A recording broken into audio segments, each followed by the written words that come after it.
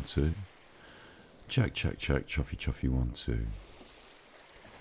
Chuffy, chuffy, 1 2. Check, check, check. Chuffy, chuffy, 1 2. Chuffy, chuffy, 1 2. Check, check, check. Chuffy, chuffy, 1 2. Chuffy, chuffy, 1 2. Check, check, check. That seems to be in working order, doesn't it? Seems to be in working order. Check, check, check.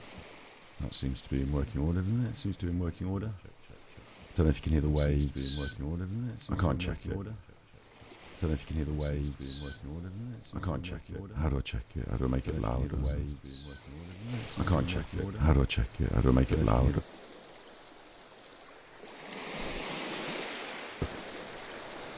Oh, you can hear them now.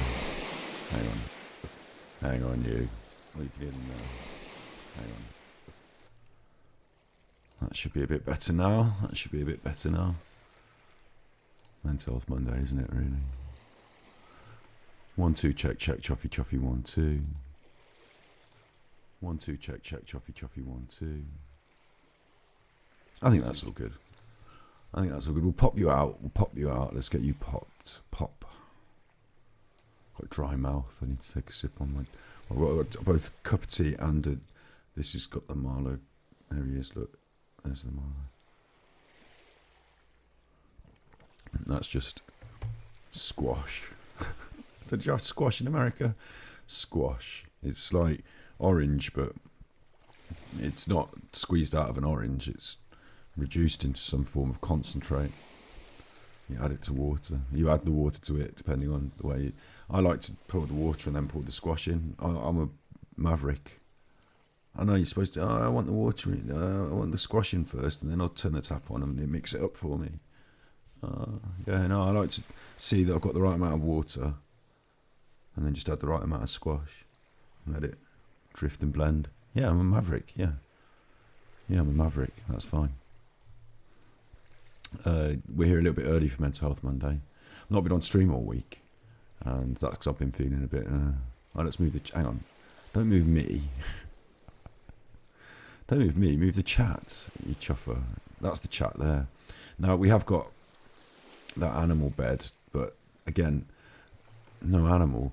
Now it's a little bit frustrating today because I've been sat here today and there's been an animal in that bed for the entirety of the time. All day there's been an animal in that bed, a cat. The minute we come onto the old stream, the old stickety stream, the cat just got up and chuffed off. So I'm not having this. What have you done? Turn the lights on. Chuff off, you chuffer. So he's gone. So if I move chat there, and dog bed cam can just disappear. There you go. It's a nice little scene, isn't it? Not going to really need to do anything more than big face tonight. We've got the web browser. That looks like this. Hey, it's the web browser. You've seen one. This is Mental Health Monday. That's our YouTube channel. That's the big face. We're not officially live yet for another 4 minutes. So this is just the chuffing about at the start. See that? There you go. That helps with the colour grading. Not that anyone could be chuffed to colour grade this chuff. It doesn't need to be. I've made it all beautiful in the background, and I've done the colour balance correct, so I look reasonable. It doesn't need to be colour graded. You just calm yourself. Just calm yourself. It doesn't need it. It's just a little. It's not a vlog. We tried that, didn't we? Just turning the camera on when I got out of bed. Oh, life's rubbish. Oh, what are you doing today? Oh, I look like a tramp. Are you going around Hollywood talking to... No, I'm just tramping around at the allotment. What do you want? I'm holding my arm out here. You can't see it. No, you can... Okay, you're the camera. I'll hold the... Oh, what are you doing today? Oh, it's me talking to myself again. Oh, hello. You can chuff off. Yeah. You can chuff off. We're not live yet. There's 3 more minutes. I was just showing them that you need one of these. Just doing that.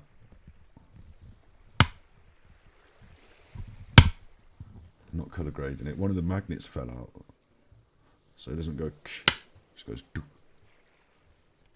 Oh, there's little magnets in it.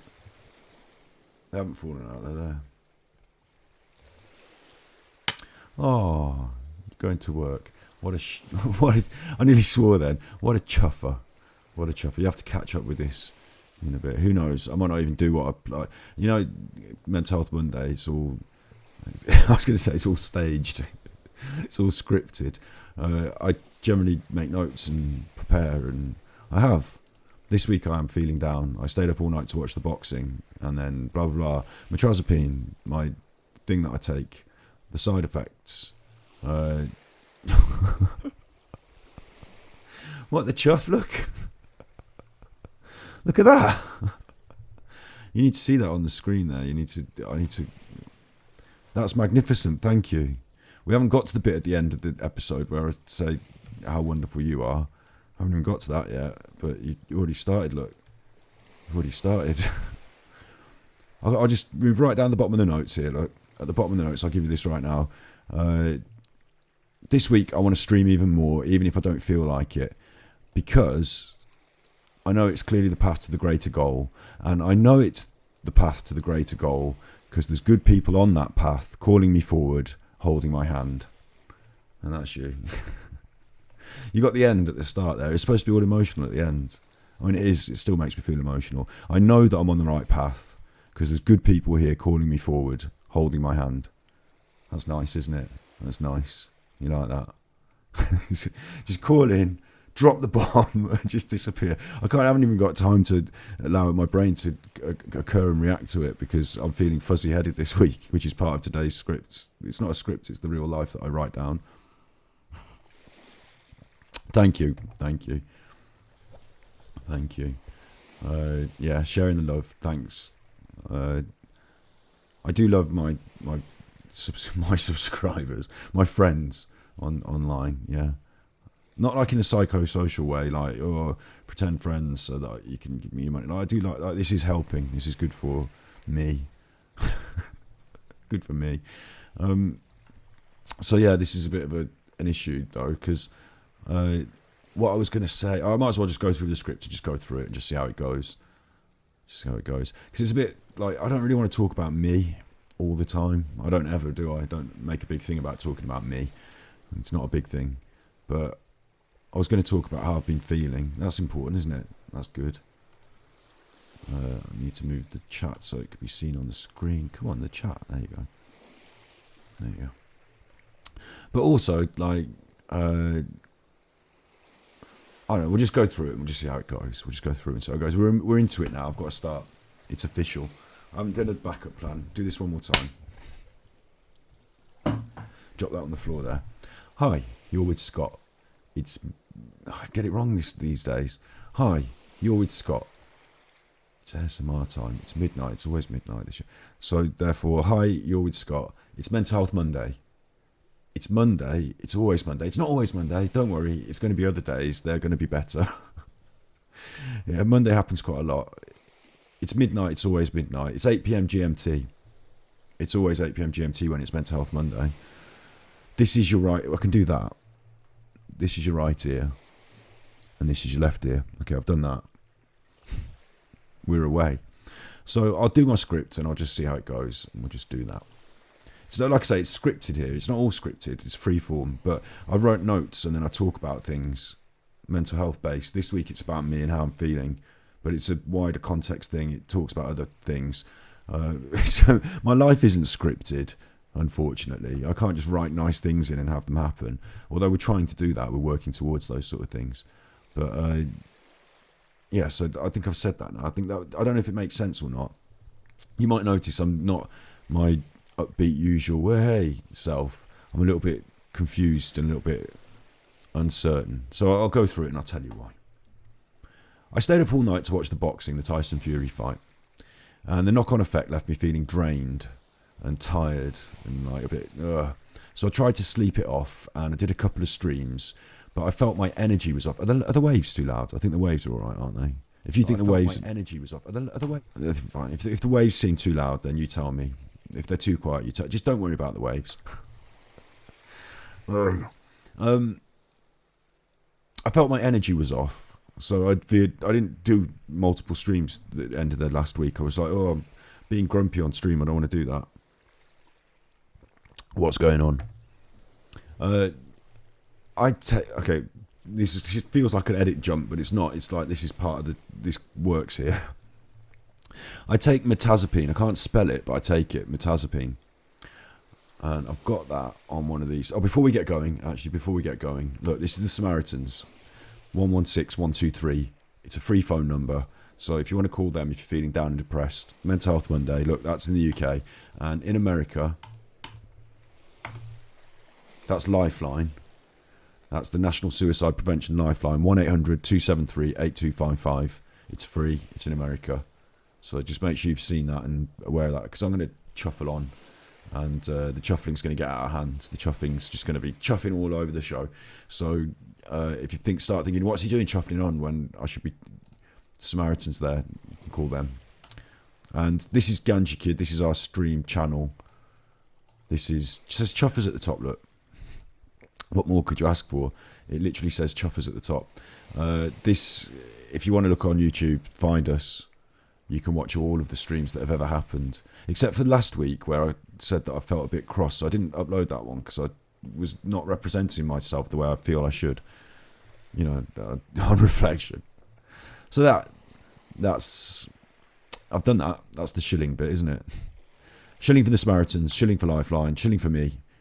And I wanted to say about mirtazepine. So look, I've looked it up here, but it's showing the results for mirtazepine because I can't spell it. But if you need to look it up, it's all there on the internet. It's quite detailed stuff. There's some stuff on Wikipedia that goes far beyond, and I'll be honest about this, like I take this of a regular, but I don't really pretend to completely understand. I mean, I know a little bit about the look at all these long words. Monoamine oxidase inhibitor. The 5-HT receptor is a predominant serotonin receptor involved in the pathophysiology of serotonin. It doesn't interact with the serotonin syndrome. It's not bad for that.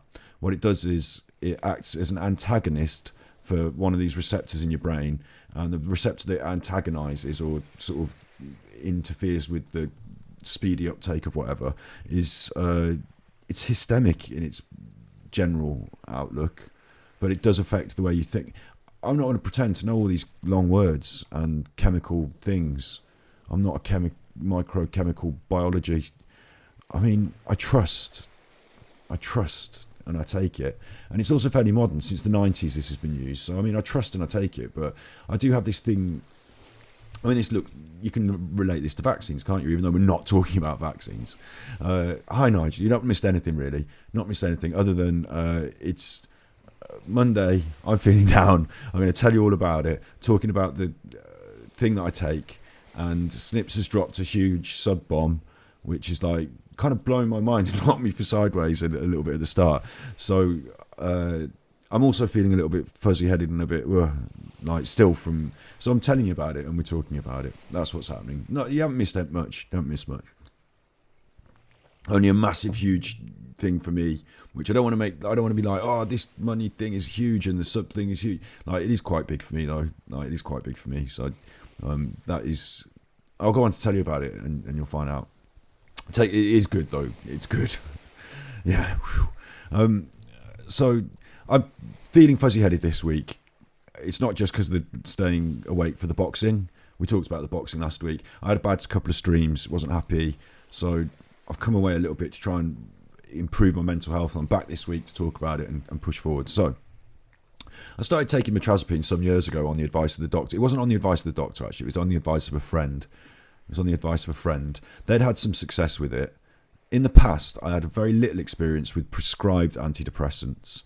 There was this antidepressant that was going around when I was younger called Seroxat, and Seroxat was popular at the time. It was offered to me. I took a couple of them and I was like, I don't like this feeling. It was like someone had muffled my head, and I could see that it wasn't allowing me to feel so depressed because it simply wasn't allowing me to feel anything. Like, it was weird. I didn't like it. And then some weeks went, like, I mean, I stopped taking it. I was like, I'm not having that. No thanks. Not a fan of that. But that didn't improve my mental health, of course. My mental health was still in decline, but I didn't want that option that they gave me. So not the first port of call choice of drugs didn't work for me. Fine. But then some months later, I saw on the news that people who had been taking Seroxat were killing themselves, basically, and that the Ciroc, rather than preventing the depression, had led to this like catastrophic final conclusion, and that was really bad. So I was lucky in a way that I didn't take that. So I had this obviously I mentioned suicide there. I'm going to bring it up again. There's the Samaritans, they're waiting for your call. There's Lifeline in the USA. We're not going to look at suicide as an option. It seems like an option because when you're suffering, the easiest way out would seem to alleviate your suffering, I guess. But honestly, we're not looking at that as an option. We're looking at other options and pushing forward, aren't we? That's the main point here. So anyway, people did unfortunately have this bad interaction with this other drug. So I'd written off antidepressants as I'm not going to take these funny pills because the doctors don't know exactly what's going on.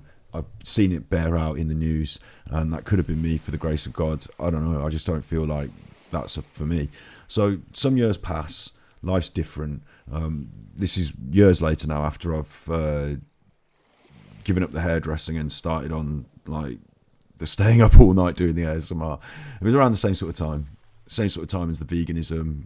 Like things were in change. So I had this advice from a friend. They'd been taking Mirtazepine and it'd been helping them for anxiety and sleeping. So I said this to the doctor, and the doctor said, "Oh yeah, absolutely. Like we can give you some of that if you want to try that. I've just not been pushing drugs on you because you told me specifically you didn't want to take them." And I was like, "Yeah, that's true. You know, we're all good here." So I started taking. At first, with some side effects that make you feel a bit. I've written my life isn't scripted, but I've written a few notes. So I had some reservations, and a side effect is that it can make your head feel a bit cloudy. And initially it did this, and it had some other side effects. It would make me feel drowsy and a bit congested. It acts on the histamic system. So it would make me feel like a histamic, histamic. I don't know if I'm getting the right words. I'm not a super doctor. But it made me feel congested and a bit drowsy. But this was okay because if you take it at the right time, about 9 or 10 o'clock at night, then that can help you to get to sleep. And I found that getting up in the morning was more difficult if I took it later on at night. So timing the dose, actually working with those side effects of feeling a bit drowsy, that was actually kind of cool for somebody who was a bit of an insomniac and wanted to try and get to sleep early. So drowsiness wasn't as a big problem. You do get the Mirtazepine Munchies. Like it increases your appetite about an hour after you've taken it. So again, I used to time that for my dinner. So just like that'd be fine. Like I'd eat a big dinner, good for me. And the other things though, like headaches and a dry mouth. Yeah, I've had those sort of side effects. So there aren't negative side effects that I wasn't enjoying as much. But part of the process of the Mirtazepine is you start on a smaller dose, and then if you're still feeling a bit depressed or still having some of these stronger side effects, you push up the dose. It sounds counterintuitive, but at the slightly, and we're talking between 15 milligrams and 30 milligrams, so we're talking small intervals in terms of drugs. But the slightly higher dose has fewer side effects. It's weird, isn't it? But it's how it works. So I went up to the slightly higher dose of 30 milligrams, and it was actually beneficial to me. The other side effect I did notice is hair loss, and it won't work now, will it? Because I could pull a hair out. You can always pull your hair out. You can always pull your hair out.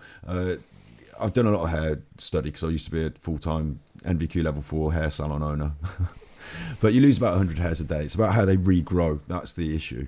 So I don't know. I mean, it's hard to say. The doctor says, "Oh, you're getting older." You know, I'm like, well, one of the side effects could be hair loss. And I did change to becoming a vegan. I gave up alcohol. So a lot of changes in my life at the same time. But I feel that my hair is, as a head of hair, slightly thinner and continuing down that vein. So that's one side effect that I wasn't really too chuffed with. But like we talked about it with the doctor. I talked about it with the doctor. It's like these side effects, they're not the positive things, but there's this other positive thing which I feel a lot more balanced, a lot more stable, a lot less depressed, suicidal thoughts. We'll talk about those things in a bit on this episode as well. So but a lot less of that, a lot more stability, not the fuzzy-headed I can't think therefore I'm not depressed stability, but just the sort of the things that used to really sink me are not sinking me as much, and I'm able to let them pass a lot easier. So that's been good for me, and I like it. And I'm sleeping a lot better with the drowsiness coming on after I take it about an hour or two later. So that's actually working for me as a side effect. So there's some things that, in balance, I remember the doctor saying, would you rather lose your hair and feel happy, or be depressed and have a full head of hair? And I said, well, if I lost my hair, it might make me depressed. So, swings and roundabouts. I don't know. But overall, we agreed that, it's better to persist down this road at this stage. That was a while ago as well. So things are in a fine balance with mirtazapine. Things are in a fine balance. Something else that's important to note is that I felt that if I can get myself off mirtazapine, then I can stop these side effects and live a more there's plenty of bald happy people. Yeah, exactly. If my granddad lost his hair, if I lose my hair naturally, I'm not going to be like, oh, like, this is the end of the world. Like, it's not going to be a huge positive and like a huge boon to my life, but I'm also going to be able to like take things in my stride. I know I am. We're going to get older. We all are. We're going to take things in our stride. That's fine. So, but if I was doing it to myself through a side effect of something where I could reduce my dependency on the tablets, then I want to reduce my dependency on the tablets anyway. So that's what I was thinking. But also I read that coming off mirtazapine can be very difficult, and you crash if you do it too abruptly. So this is some years ago I'm talking still. I'd made a plan for the following. Mirtazapine helps me to feel better. I feel better, so I become more productive. And this leads me to become more emotionally and financially stable.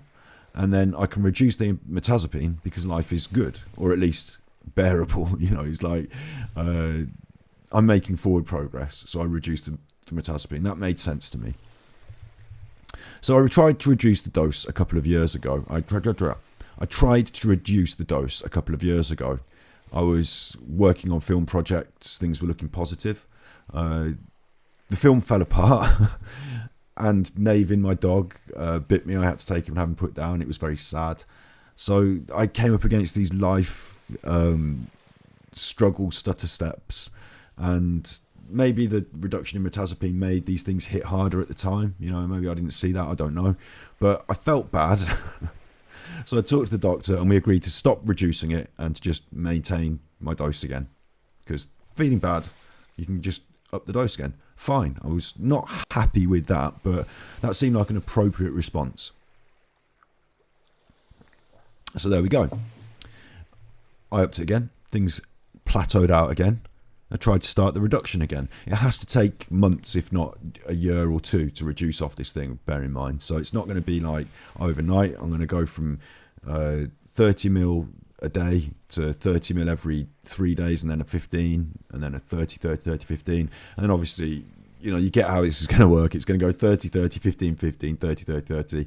Or at the moment, and this is my point, I tried reducing it, and then COVID hit, and Nan died. And I was already, by the time like Nan had died, I was already back up to my standard dose because of the COVID. I was reducing this thing, and then things were happening that were bad in life. So I was like a kind of in a kind of flux, like a kind of, I'm trying to reduce it, but then I'm putting it up, and then, you know what I'm saying. So this time, after Nan died, I said to myself, look, things are getting better. I mean, they can't get much worse, can they? COVID and all was pretty bad in a world sort of way, not just me feeling that, but the whole world was suffering. So as we as a society push forward and come out of this, as I personally go on this journey of building up the media, the podcast, a new frontier to ride out on, as we go on this journey, this is a good time, even though the world is struggling from grief, and I'm struggling with grief, and even though that's happening, now's a good time to reduce the dose in line with that push forward. I believed. We'll talk about it. So I've been reducing the dose in the hope that I can come off mirtazapine. When I say come off it, I mean I want it to be me that deals with these life issues. I want it to be me that works through these feelings, and I know that it's helpful to have had this, and hopefully not the final frontier. Hopefully the podcast can lead to further interesting things. Who knows? We'll talk about that a little bit in a bit as well, because it's part of this story. So but yeah, as I feel we're moving forward, I want to reduce it with the aim, because I want to be in control of this this journey in the future. And I've got this other dark worry, which is that if life gets harder, which it will in the future, there will be more things that are going to make me sad. That's for sure. I don't want to be on like the maximum dose and be like, oh, hang on, now I'm feeling depressed again. I can't do, what can I do about that? Nothing.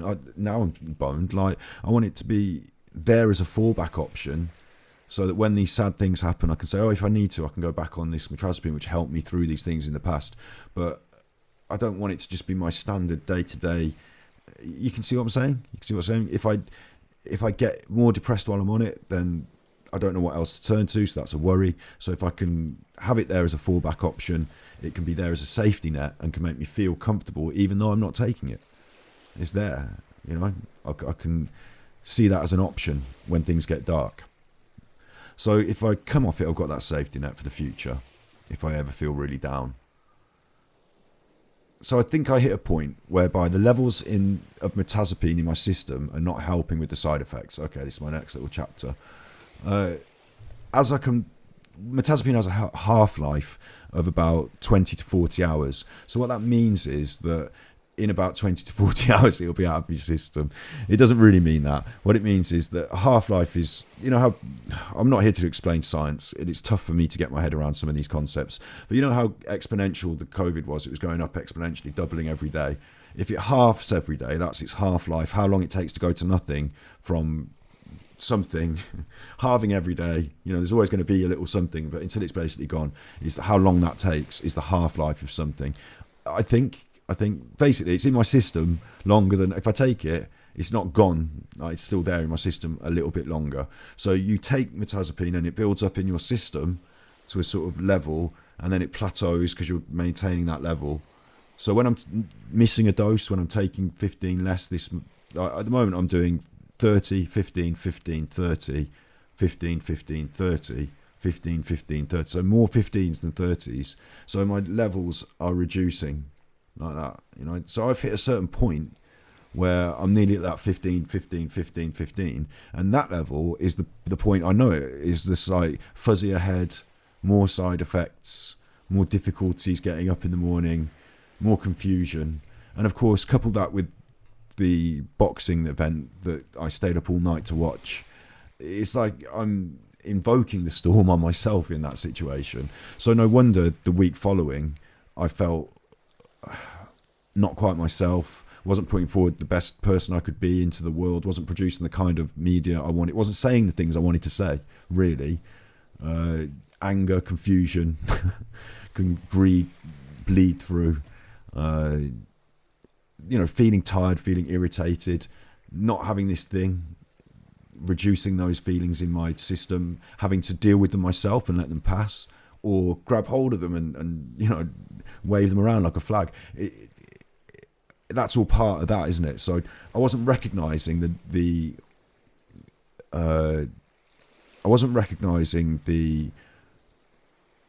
it's like an orchestra of like, imagine your mind, oh God, imagine your mind is an orchestra of different instruments, you know, and making its beautiful music. And I didn't realize how the detuning of like only the mirtazepine instrument has just been off tune now. So now the orchestra's not quite, and I'm like, how am I?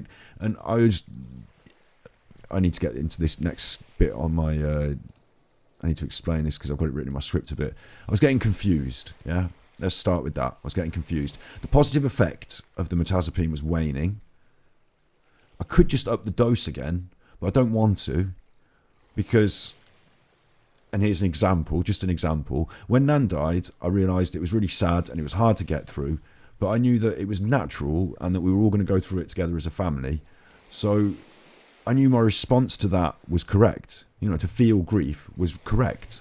So I didn't want to sort of dampen it down. I wanted to work through it and feel it. And, you know, it's not bad that you feel things. It's not, even though they're hard things to feel, hard burdens to carry, it's not bad to become stronger through carrying them, you know? So reducing the dose and a subtle shift in Like, but this next chapter then, so I can see why I want to reduce the dose and I want to continue doing that, but I can also see that it's having an effect on me. So reducing the dose and a subtle shift in the season, the momentum in my life, it left me confused and full of doubts. So this is what I wanted to, I'm trying to, you see, the confusion is making me less literate, verbal literacy, me speak bad. I'm not speaking as well eloquently as I could do. So I tried to do some notes. Anyway, look. I've been streaming the vegan playthrough of Green Hell. We built a campfire, we drank some ayahuasca, and I felt like we got somewhere. And then I came off the stream and I started to doubt myself and articulate. That's yes. See, I've got the best chat. You don't get this in other chat. You don't get this level of this level of intelligence in other chats. I'm telling you. Wait. I shouldn't poo-poo other people's chats. I'm sure other people have some very, very intelligent chats too. But they always my chat always seems to know the words that elude me.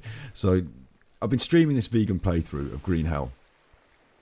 So part of Green Hell is exploring, but my trial and error gameplay, it was making me a little bit because I was a bit fuzzy-headed.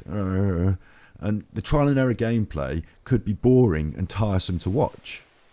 Now, I'm trying to create media here as well, aren't I? Entertainment in some aspects. So should I just go offline, read a guide, learn how to play the game, and then come back and be like, oh, this is what we're doing today. This is fun. It's good. Look at me doing it. Or should I go through that trial and error because it's the reality of me playing the game, and that's also fun for, I'm sure there are people that don't mind hanging out while we learn how to build a hut or whatever. But to other people, it might be boring. I'm having these questions. And the thing is, it doesn't really matter. I should just pick one and go for it. And it's more important to do something than not do it and refine as you go. And in the long run, in 10 years' time, I'm not going to look back and say, oh, do you remember that Green Hell playthrough? What a massive decision it was that I made when I decided to look on the internet to see how to build the thing, or not to, and to play it for an extra 10 hours on stream. Like, it's not going to, no one's going to look back in the Ganji career and say, like, that was the pivotal moment, are they? So it doesn't, I'm making more of a mental struggle of it than I needed to, and it was putting me off even doing it. Doubts, confusions, a fuzzy head. That's all part of the reducing the mirtazepine bleeding into my thought process. But I wasn't recognising it enough to then say, okay, well, I can box that off and float a little balloon on it and let it go because it doesn't matter. I was still cogitating it and working it through in the edit even. And, it was not helping. This also spoiled the bullseye stream that I wanted to do. I'm getting lost in my notes here. I'm sure I wrote about bullseye in my notes. I'll just say it now. It also spoiled that because I had this plan and then I looked into it a bit more and then I was a bit more, oh, hang on, is the presenter, is he racist or did he represent a certain time? And is it worth talking about that?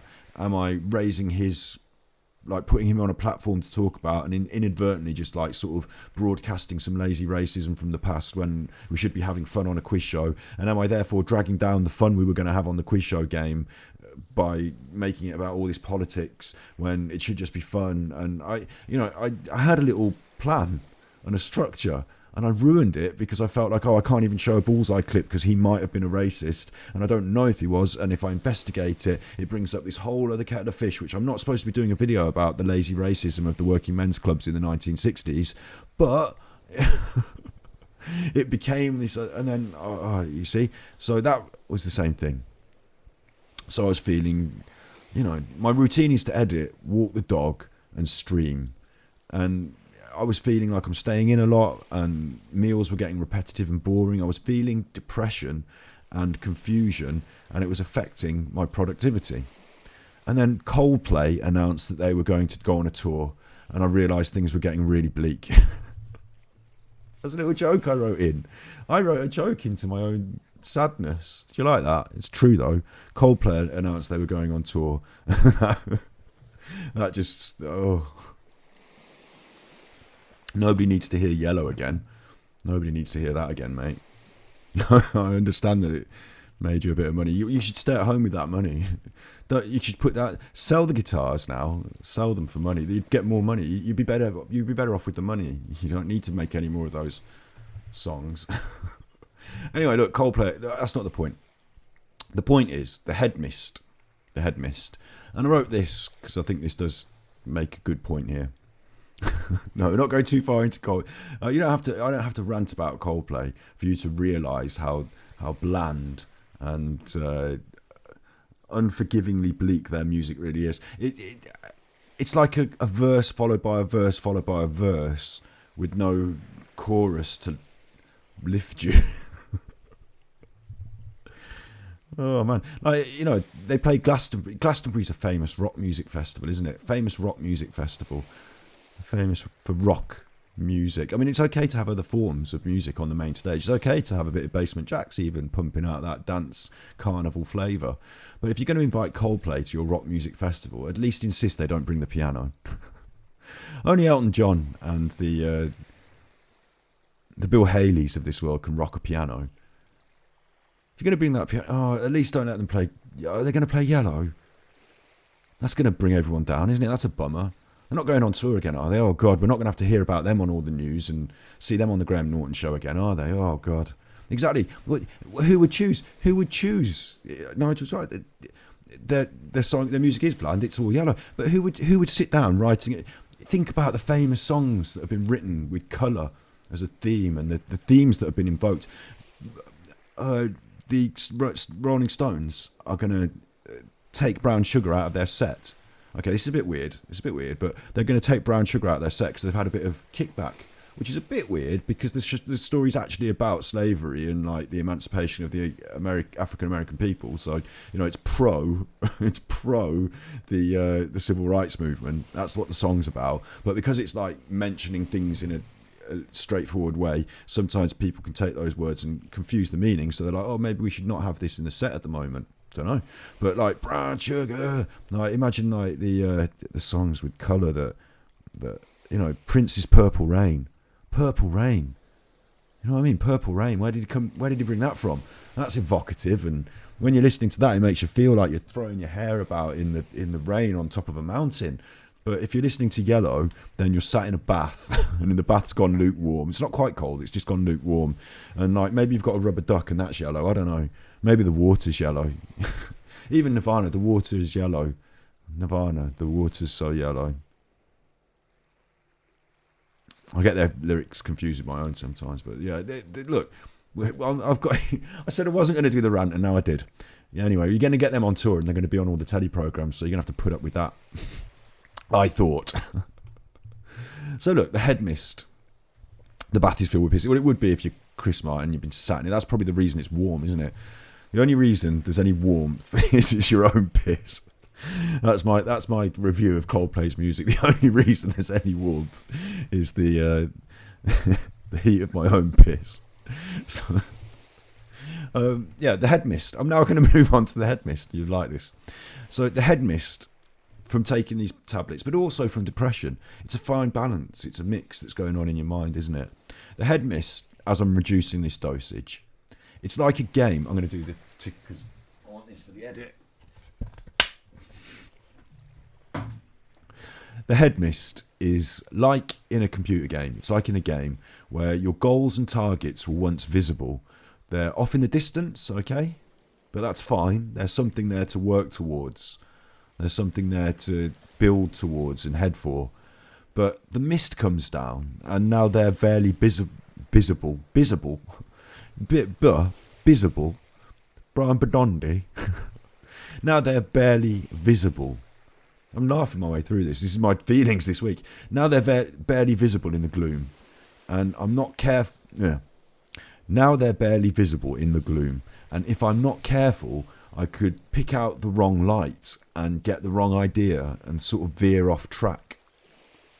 That's the head mist, like in a computer game. You get that? It's nice. Is it a metaphor or an allegory? I don't care. It's not. It's nice to think about in that way. It gives you a good visual picture of how that mist. You want to go for something, but even your endeavour might be misplaced, and you're not sure about your ideas, which are drifting about in this in this mist. Some days it can seem so clear. When the mist clears, if you can get yourself to a peak, if you can get yourself out and about, walk the dog, eat your dinner, feel better, if you can get yourself up on a bit of a peak, then you can have a better look and see these objectives more clearly. But you've got to descend into that mist again, and it's going to carry with you this is part of what I'm learning about, and helped me to learn by doing this week, is it might carry it with me for a bit. So I'm going to have to learn to guide myself, to guide my way through this. And that's why at the end I said this lovely thing, which I'm going to say it one more time now, and then I'll say it again at the end as well. I said this lovely thing is that I want to stream more because I know this is clearly the path to the greater goal. Because along this path in the mist, you're here. Good people are here calling me forward and holding my hand. So that's something key to think about, isn't it? That's the end. I've said it already again twice. It's a nice little... But anyway, so yeah. In the mist. Where am I? I wrote all the things I've just said. I wrote all that stuff. And now I'm going to do something to change it. I wrote in my notes last week. I decided to make a video. This is just... you're going to have to listen to me tangent my way through this. So I decided to make a video that I always wanted to make about baked beans. It gives me a chance to play with my camera. I didn't make that video. I didn't make it. I wrote some of it, but I couldn't quite find the motivation to translate all of the research into a script, into a video. I couldn't quite do it. That's on part of my indecision and uncertainty. It's part of that mist. I wasn't sure if the baked beans video was the right thing to be doing. I still don't know. I went on Twitter a bit too much, and it's not good for my mental health. I don't know about everyone. It's not good for my mental health on Twitter. For some reason, the longer I spend on it, I don't know if it's correlated, or maybe it's because I'm feeling more misty, I go on Twitter more. I don't know, but there seems to be a correlation between the worse I feel, the longer I spend on it, and the worse I tweet. So this week, a politician, David Ames, was stabbed. That's a bad thing in the UK. David Ames was stabbed. He was very proactive in a lot of positive things in politics. Animal rights. I say positive from my perspective. Like politics, you have different views, don't you? But from my perspective, animal rights are a good thing. Jessel's baked beans. Oh man, could you imagine if baked beans? Oh, I would hate that. I'd hate it if I became famous through some sort of baked bean based endeavour, and I was then known as the baked bean fellow. That guy who did the art about the baked beans. Oh, great. Great. I bet Warhol felt that as well. Now I'm thinking about it. Soup. Everyone's always going on about soup. What do you think of my changing of the field of art? I like your soup. It wasn't even my soup. It was somebody else's. It was Campbell's. Soup. But he was saying that. I probably wasn't saying that, was he? He was probably out having fun. Look, David Ames was stabbed. It was a murder, and it was probably a terrorist murder, and it was bad.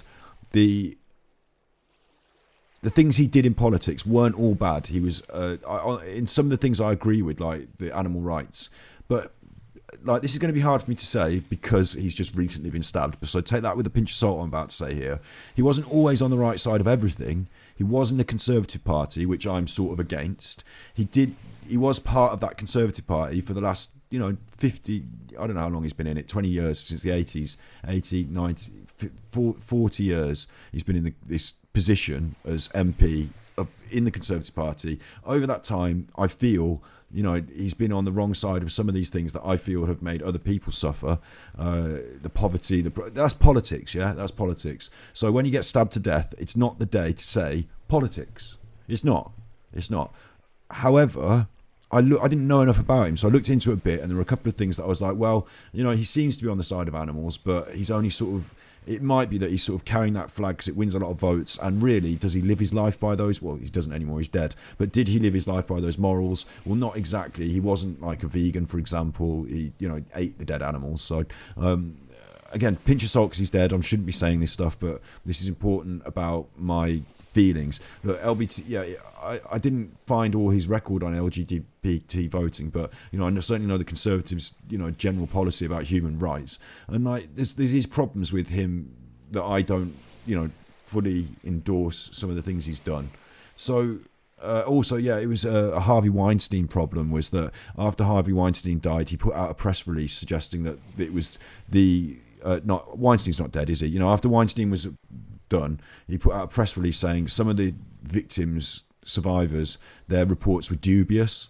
Now, he said that he put out this came as a press release from his office, and then there was another press release that said, no, I didn't say that. MP Ames didn't say that. He doesn't agree with that.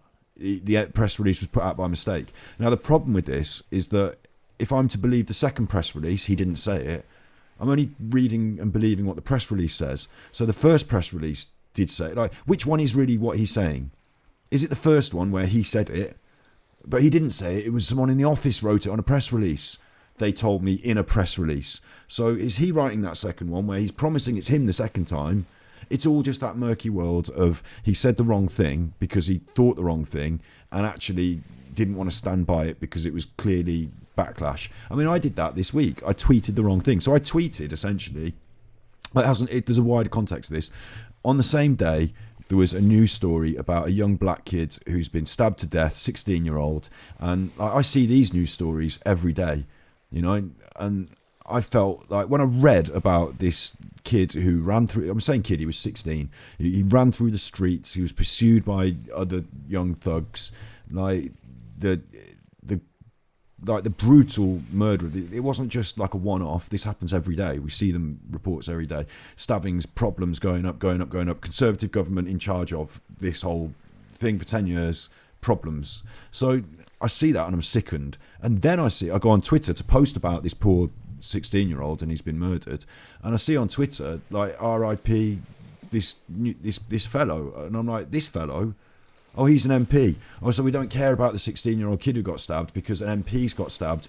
Everyone's got to tweet about this MP. It doesn't matter if you're the dog's charity who he was nice to your charity, or you're the opposition parliament person, or you're not anyone. You're tweeting about this MP. It become this big thing on Twitter, and in my heart I was thinking that this is out of whack. I know he's an MP and it's going to be a big thing, but the amount of sentiment, like, oh, it turns out I loved him, he was the greatest guy ever, said nobody like over the last 10 years until he's been stabbed to death. Now everyone loves him, but that same thing isn't coming out for these 16-year-old kids. Oh, now we love them, now they've been stabbed to death. They just like go by the wayside. I have a cloudy mind. My mind is mystified and confused. So I tweeted, not anything negative as such, but I tweeted that I don't know the answer. I don't know what to say, is basically what I was trying to say. It worked for Jesus. Yeah. I'm ASMR Jesus, aren't I? I should do the lights. Where's my remote control? Let's have a little bit of this. Please. Remote control. There you go. ASMR Jesus in the house. Suddenly we've been blessed. Now we'll go back to this nice shade of fuchsia pink. So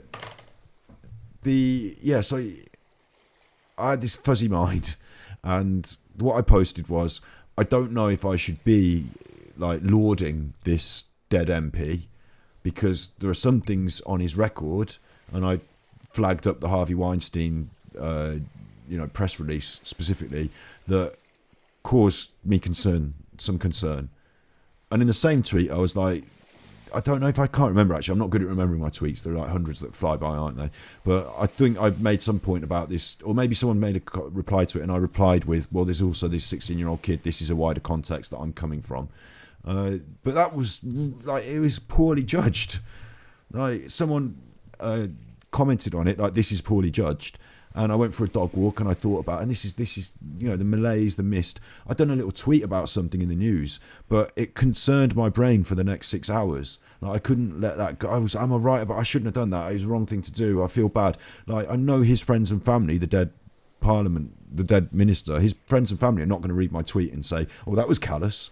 How horrible, and now I'm hurt. I know that's not going to happen. I'm tweeting into this little mini void of 4,000 followers or whatever, a mini void. So it's not like I'm changing the world there, but I don't want people to feel bad, and I don't want to misrepresent myself. So what I decided to do was to say that I felt regret over what I'd posted, and that I understand that he just died and it was poorly timed and not classy, and that even if I didn't say all this stuff because you can't in a tweet, but even if I feel this stuff, now's not the time. Maybe a wider context conversation about what happens on Twitter when someone dies is in order, but not right now. Maybe in a couple of weeks I can make a video that says these things, raises these issues. What's more valuable? Why is this big Twitter storm? Why does everyone love him now he's dead when they never mentioned him the week before? And why don't they about these young lads that are getting murdered? So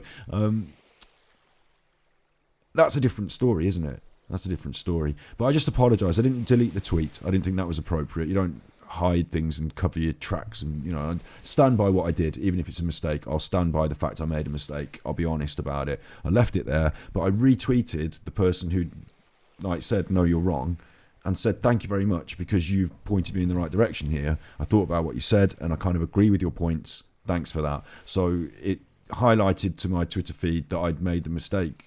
So I hope that that's enough. I can move on from there.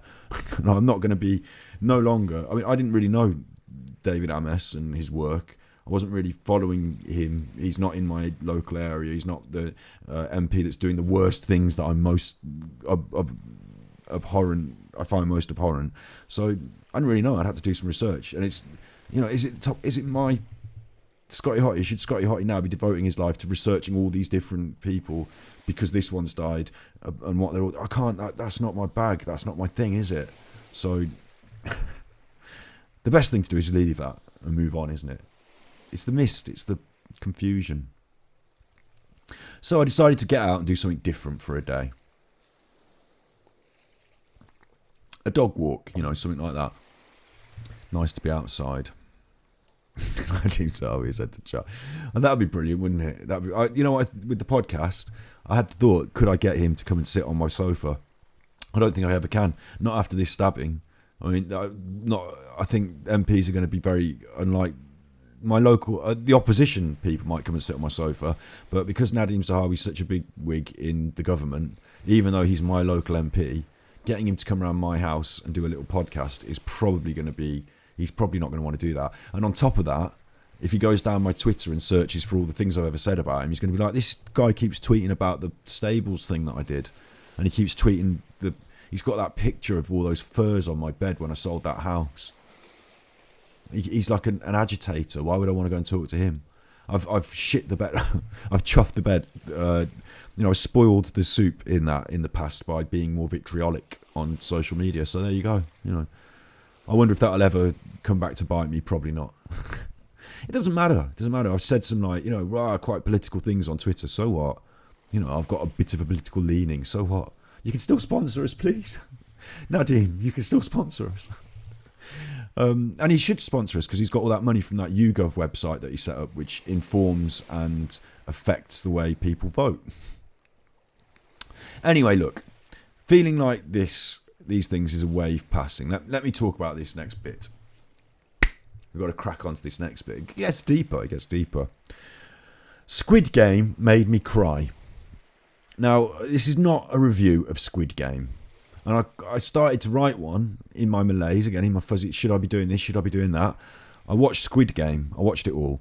Everyone's talking about it. The reason they're talking about it is because the Netflix algorithms promote it to the people they think are the most influencer, sort of hippie people. So Netflix promotes it, literally puts it in front of people. Some of them watch it. It's violent. It's slightly controversial. And they're like, oh, that'll make a good news story, say the media. Well, they talk about the fact it's violent and it's Korean. That's it. So that's enough. Job done. Everyone's talking about it. Well, the media are talking about it now. So now we're talking about it. So now I have to watch it. Good marketing. Okay, no spoilers. I won't do any spoilers. Because this is not a Squid Game review. Other than to say, the only thing I would say is don't miss the subtext. Don't miss the subtext. If you're going to watch Squid Game, have a little. You probably know a bit already about Korea, North Korea, South Korea, but have a little look, have a little think about that before you get going. Because we watch media in the West, and so many people. I should do a review of Squid Game because so many people have watched media in the West that's from another culture and ignored the history and the context and just take it as it is. Just take it on the surface level. Well, Squid Game means a little bit of a different thing coming from a culture that's had a civil war, that lives separate, doesn't it? Like if that had happened in the UK and Scotland was boarded off from England, I'm sure I would read in something slightly different to EastEnders. I don't know.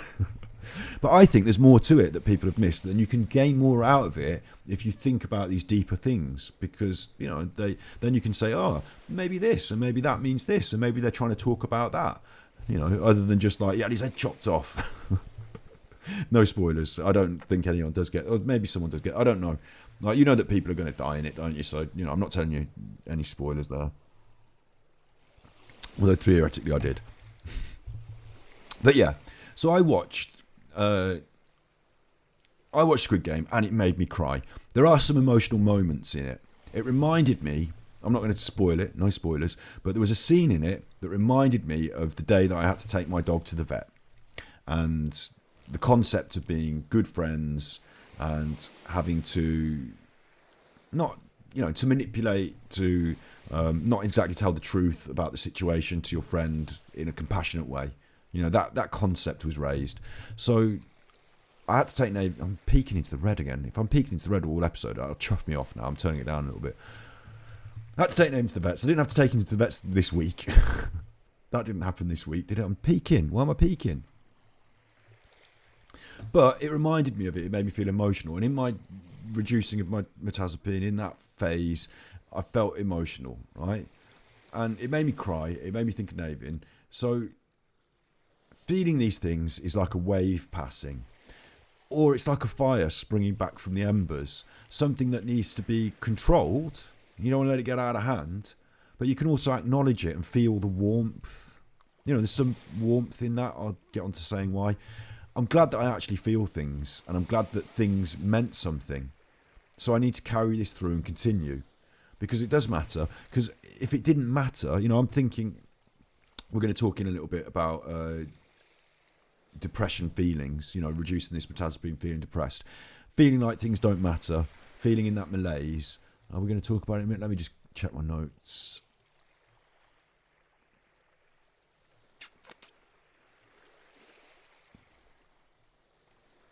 I should have talked about it already. Let me just try and find it in the notes.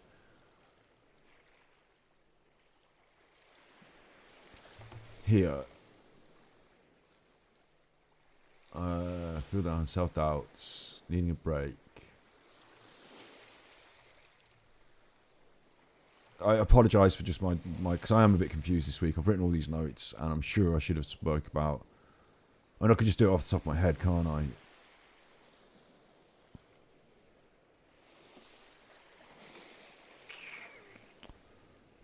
I'll do it off the top of my head then, and then we'll find it in the notes in a minute, and it'll get worse.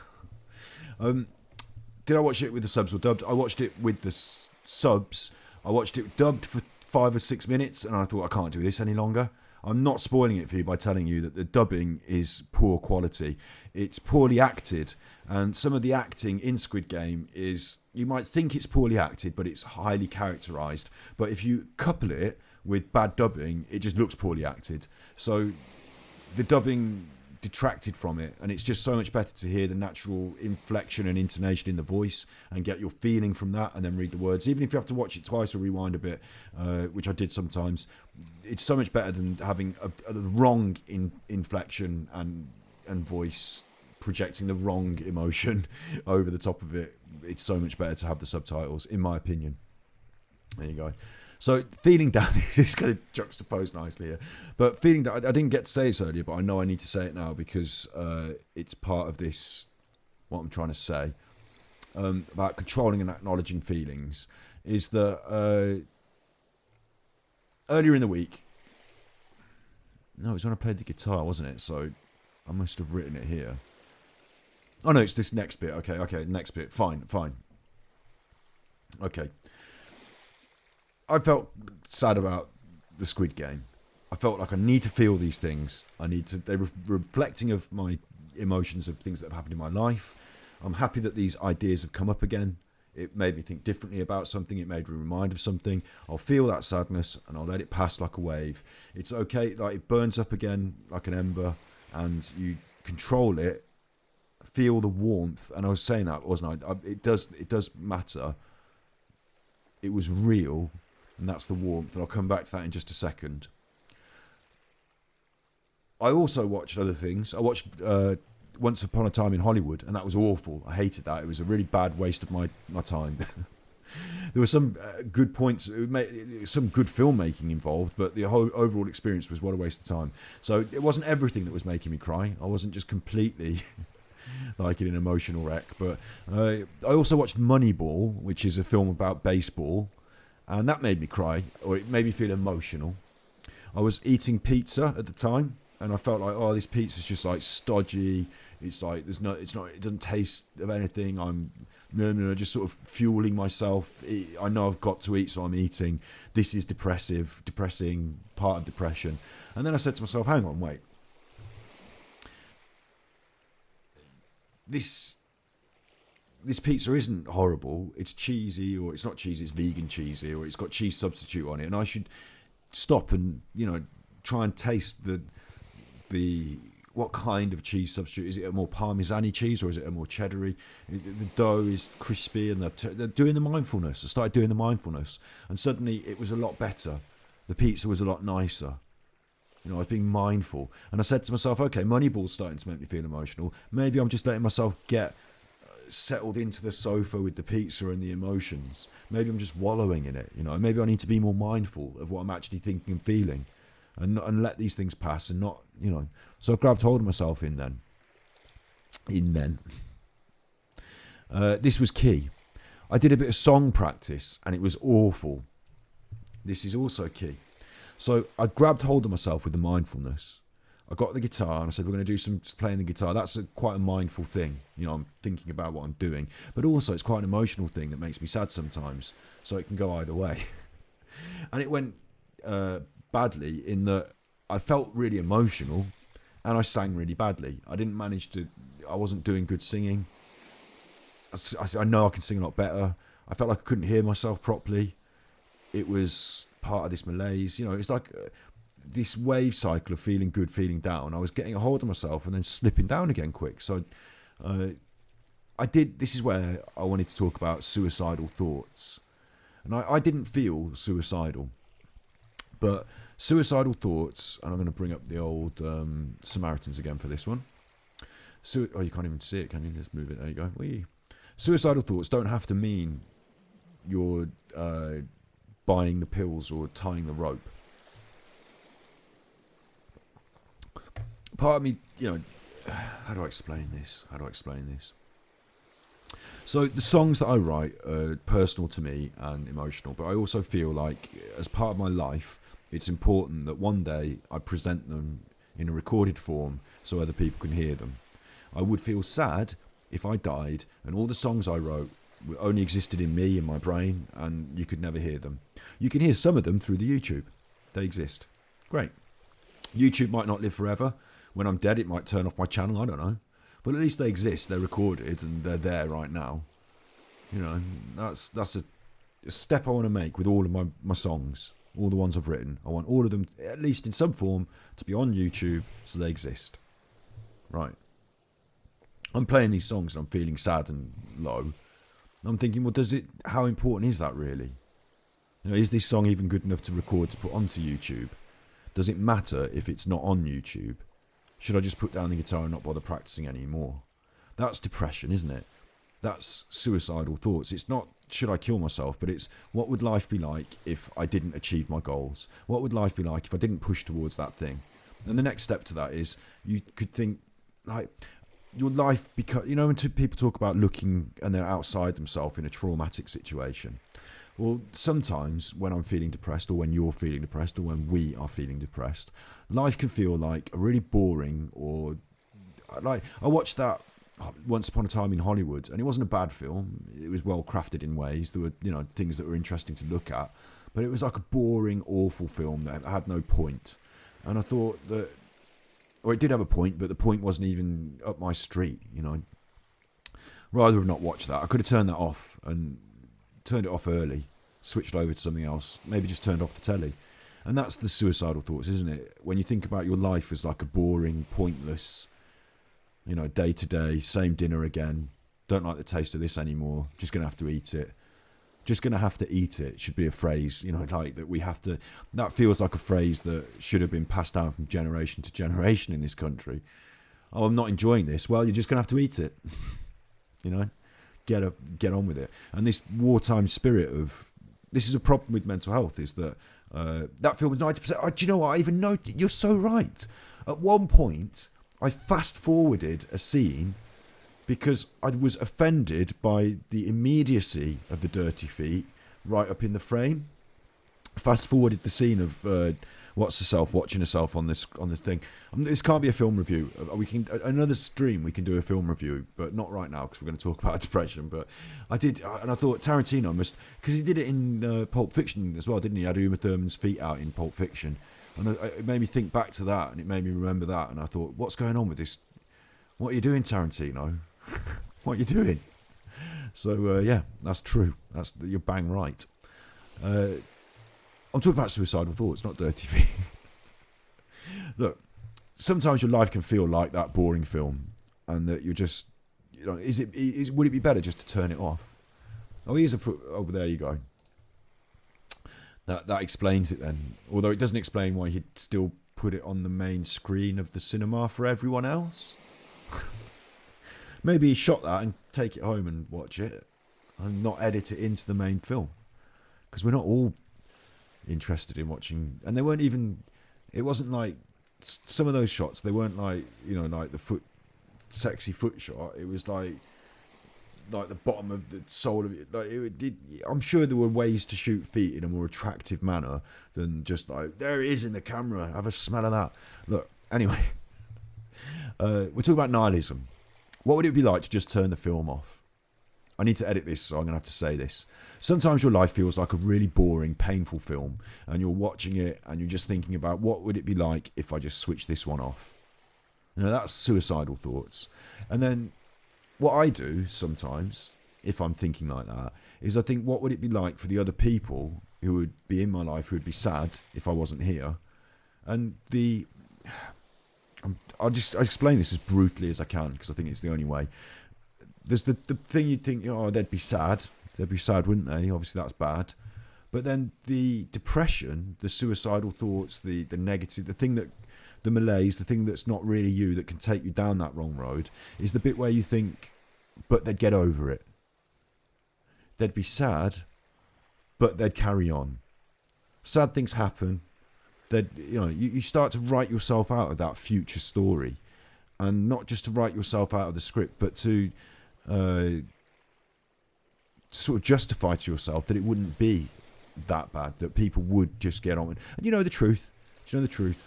They would get on with it. They wouldn't want to have this thing, you know. It's hard to talk about it in logical ways here, because of course life would go on without you, but that's not like it's better without you. It's not like your reasoning of like, well, it could be, that's part. It's not thinking about killing yourself, but it is down that suicidal thought pattern, isn't it? It's an interesting thing to bring out of this. So there's Lifeline in America. There's the Samaritans in the UK.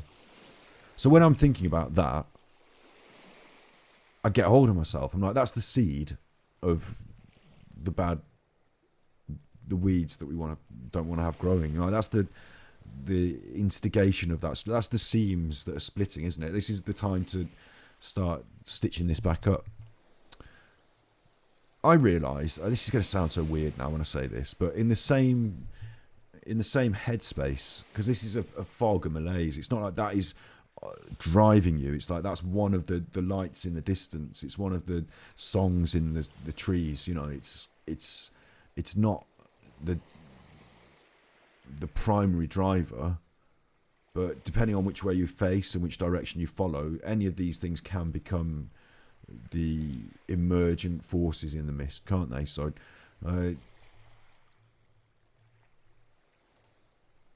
I realise I'm so lucky, because when you're depressed, your warm bed or your heated house, it doesn't feel like a super special luxury.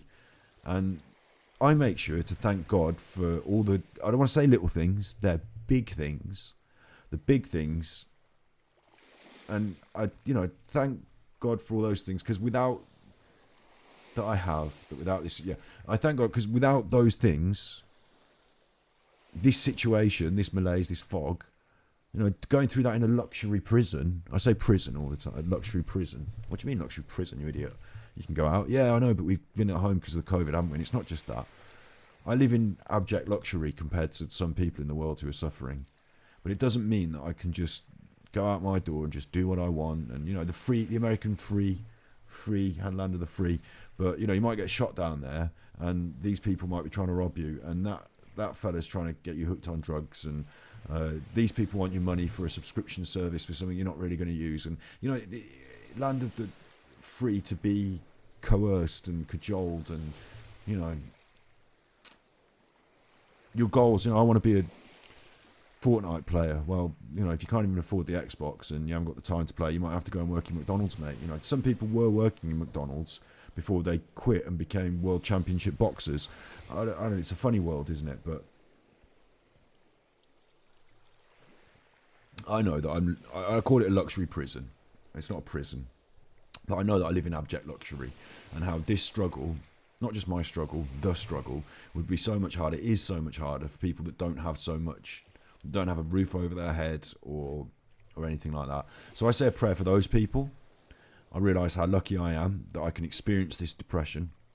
And this is another aspect of counting my blessings as part of resetting my frame of mind to something more positive, is the feeling, going through the feeling, the depression, going through the feeling of it, looking at it, staring down. I don't want to say things that remind people of suicide, but staring down the barrel, looking at this thing head on, confronting the fears and the hard things. It means that now when I'm looking at it again, this isn't the first time I've looked at this. This week is not the first time I've looked down, looked into that abyss, stood on the edge of that cliff. That's not the first time. So I'm lucky because I've had that experience before. And so I can say to myself, this time is part of that. Now, next time I feel it, I'm going to be able to refer back to this and say how lucky I was that I felt it, experienced it, and moved forward from it. And then next time, it's another strength, isn't it? It's another strength. So I'm lucky that I felt like that before and expect to again. Yeah. It's made me stronger, hasn't it? It means that I can see it for what it is and not succumb to it. It means that in the mist, when I feel these things, when I'm doing the bad tweets or when I don't really feel like being on Twitter, my dinner's not tasting like it should, I can actually grab hold of myself in those moments and say, like, hang on, this is part of that, isn't it? That's not an alarm bell or a red flag or, but a marker, a thing that I can say, hang on, I've got experience here. So I'm lucky to have that. And whilst you might not be ready to fight right now, I didn't feel like it last week, at least I'm ready to dig my nails in. We talked about this the week before, didn't we? Digging your nails in and just holding on when the will... There's our weekly if quote, the will that says hold on. At least I'm ready to hold on.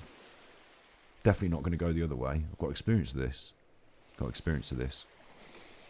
So I realised this was part of my feeling and my work of working through these feelings, grief and nihilism, despair. Life isn't easy. It's not easy for any of us. It's not supposed to be, is it? So I realised that in the past, sometimes this can be cathartic, but if you leave it for too long, you can end up wallowing in that despair. That nihilism can become your whole existence. That's the depression. So I decided to put down the guitar and move into a different mental space. This is going back to what I was saying a long time ago. I was playing the guitar, I was feeling this thing, wasn't I? I was questioning whether I should even bother recording the songs, whether there's any worth in it, any value. Is life worth living? Well, I'm going to put down the guitar then, if that's what's coming out of that session. Sometimes I don't feel like that. Sometimes I'm like, yeah, I'm Rick Astley. If only I could just hold this singing voice for a live performance just once and record it, or get someone else to sing it and then you could hear the songs. If only I could. Sometimes I feel full of hope that it could be achieved. Not this time. So I put it down, moved into a different mental space, physical and mental space, deliberately. At that time, I played Fortnite with my sister and my friend, and that was okay. I wasn't like, I did say to them at the start of the session, I'm not feeling most, and this is important as well, talking about it. I'm talking about it now, but I said to my friend, my sister, and my friend said, we're going to play Fortnite. I haven't been streaming. I'm not feeling it the best. I just said it. I didn't say this whole thing that I'm doing tonight. Didn't have to unpack all that, but just told them how I was feeling so they could reflect on it and respond to it however they wanted. And it helps, just even if that's my friend Chris said that I could talk to him further about it if I wanted to. I'm doing it now on stream, so I don't want him to feel like, oh, deaf me off for talking about it. I don't talk so easily to people so deeply, and no one does, do they? But he offered it. It was there. I felt that if I needed to, I could have. So that's important. That's important, So yes, that was good. That makes you feel better. Not finished, better, fixed, but slightly better. And if I played Fortnite all night till 11 o'clock, I'd have felt worse. I only did it for a couple of hours before the grind depression kicked in.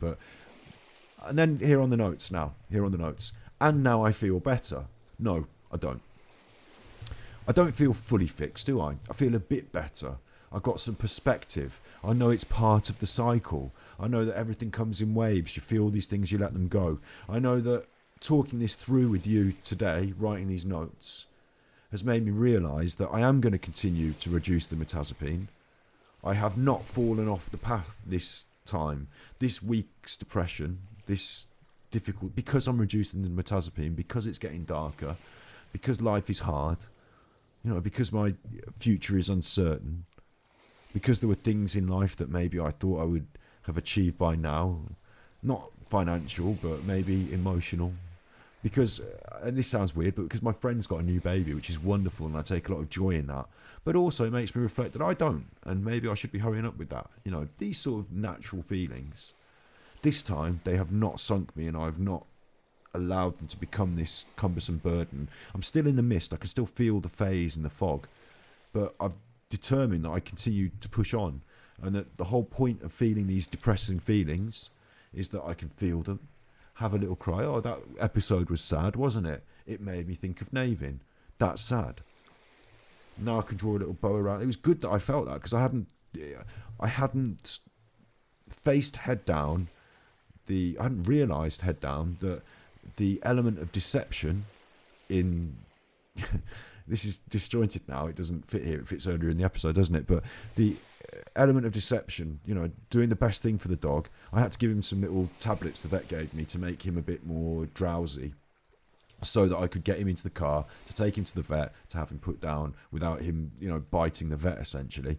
So I did that, and I remember, I didn't realise I was going to be getting into this now, but I remember, you put a little, I want to say toothpaste, it's not, peanut butter. Put a little peanut butter on these tablets and feed them to the dog. And the minute I started doing it was we're not going back from this. You're going to ingest those, and because that is the timer ticking on your drowsiness, I'm going to get you in the car now. And, that was reality. And, I was betraying him in some way, wasn't I? But not also, I was making it better for him, making it easier for him, making his burden easier to bear. So, that sounds like a really. Is off mice and men the what about it, George? I think it is, isn't it? I think it is. I'm familiar with some of the concepts, so I will read it on your If you read a book on my recommendation, I'll read one on yours. That's fair. I will. I was only thinking this week, as part of this malaise, that I should read more, because it used to help me a lot. So I was all, that's, see how things play in as well. There's a lovely synchronicity in life that you might think these difficult times are there to break you, but in fact things fall into place in ways, and like, now is a good time for me to read this. You've suggested it at just the right time. There's a lovely synchronicity to this.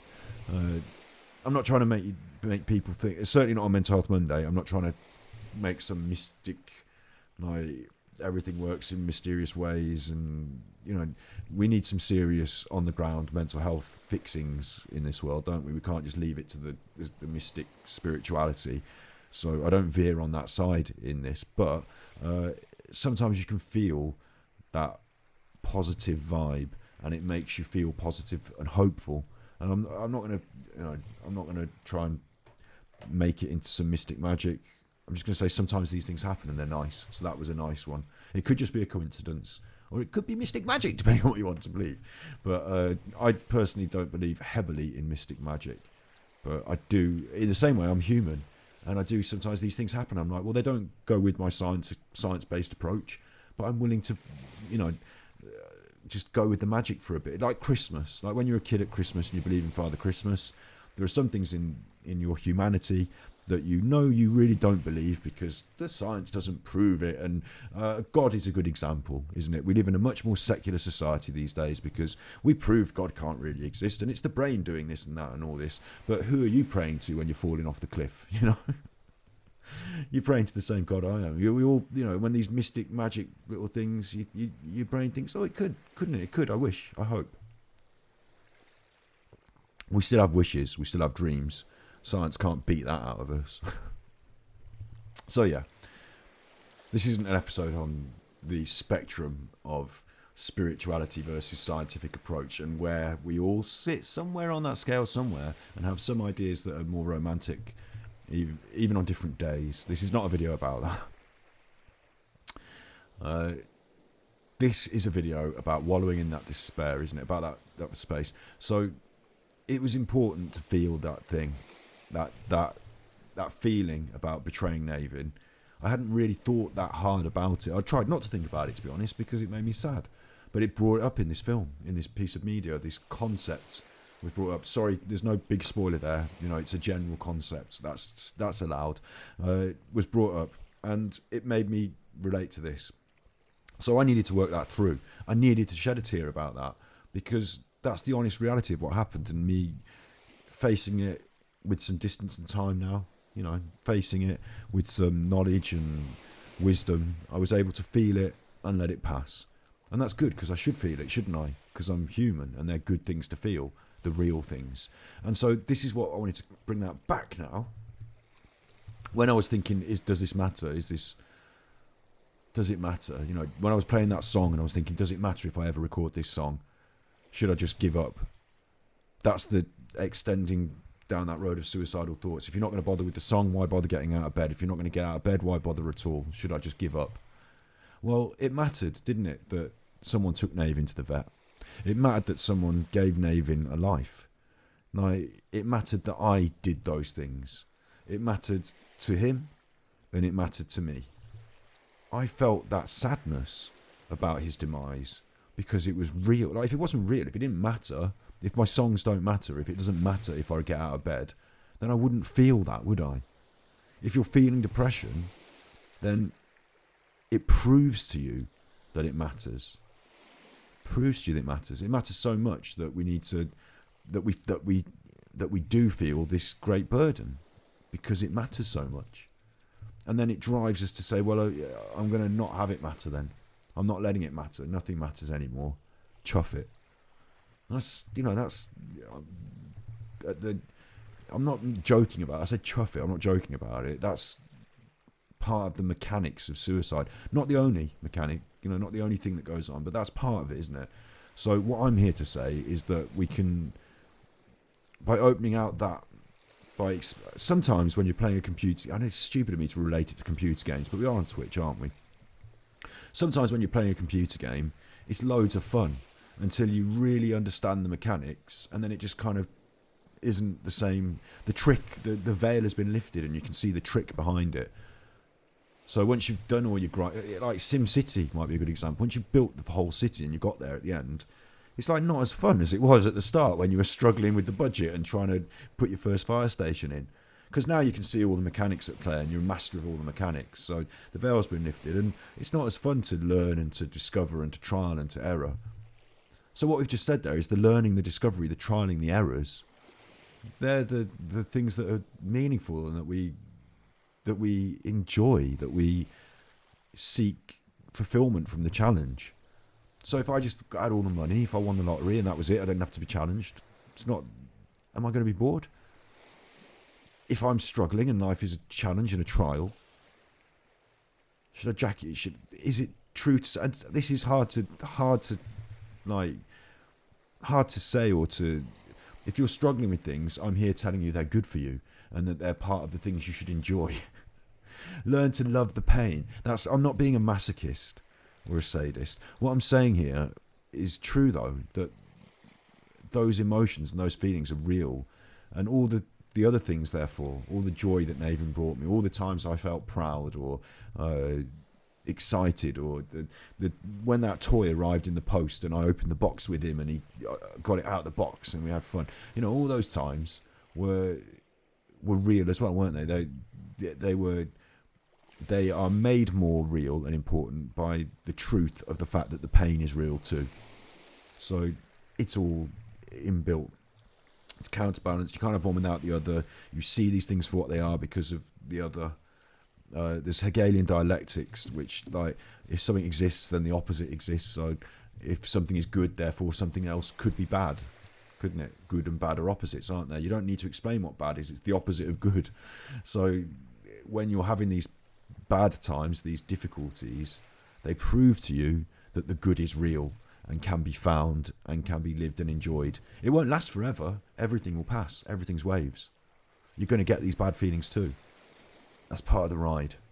It's part of the ride, isn't it? A roller coaster can be up and down very quick.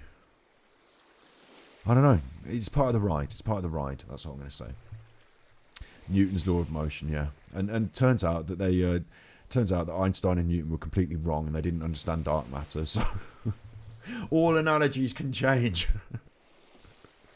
What we're learning today in physics is that everything we knew in physics, and it's a right chuffer, that is, for me, because I had a right chuffing difficult job in physics. I found physics difficult. Well, it turns out the physics teacher didn't know what he was talking about. Nowadays, they would argue that he was wrong. So there you go. It doesn't work in the vacuum of space, does it? Oh, you've got dark matter to contend with. Oh, he didn't teach you about that, did he? Oh, write that on your projector and wind it past so fast I can't keep up. Right.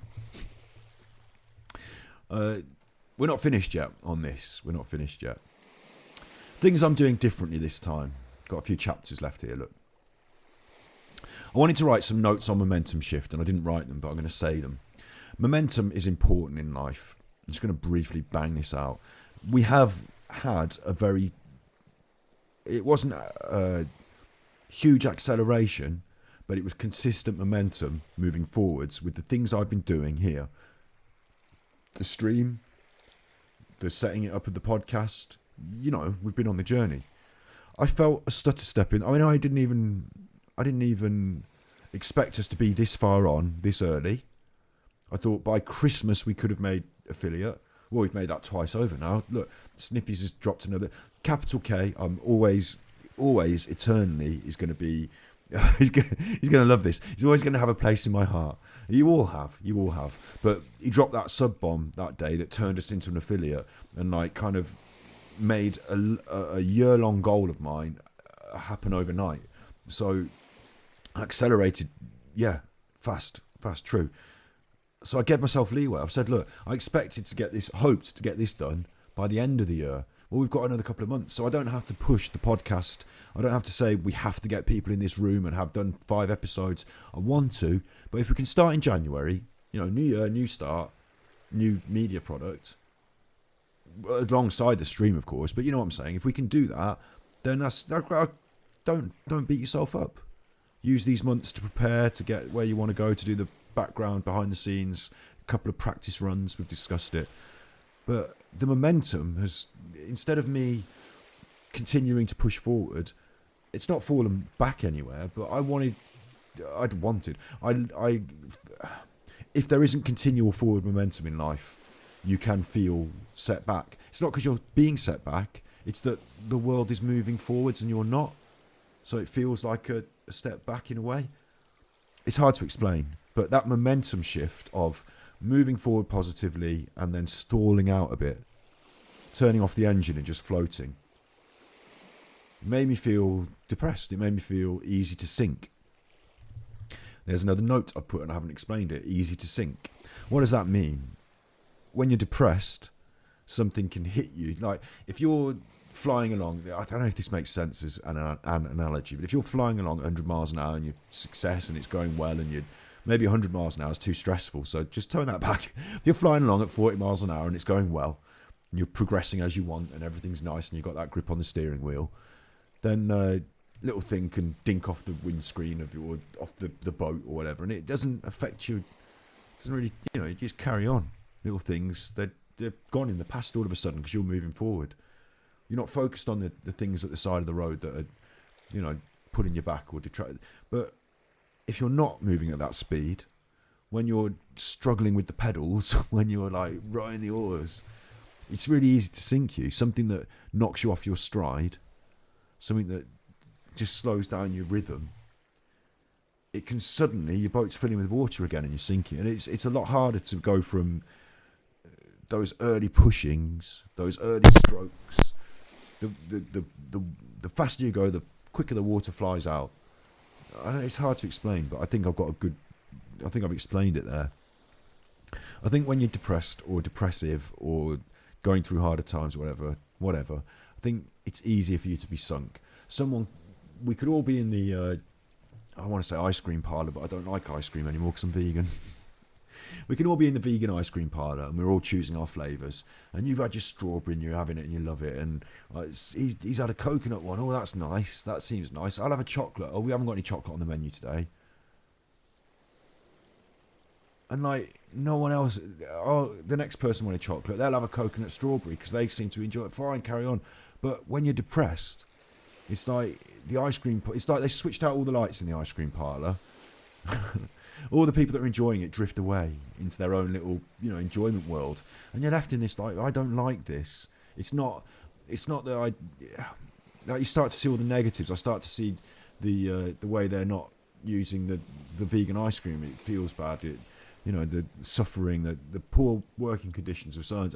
I'm not even going to enjoy the ice cream from this place. I don't even want one. I don't want an ice cream anymore now. I'm sunk. But all it was the flavours on.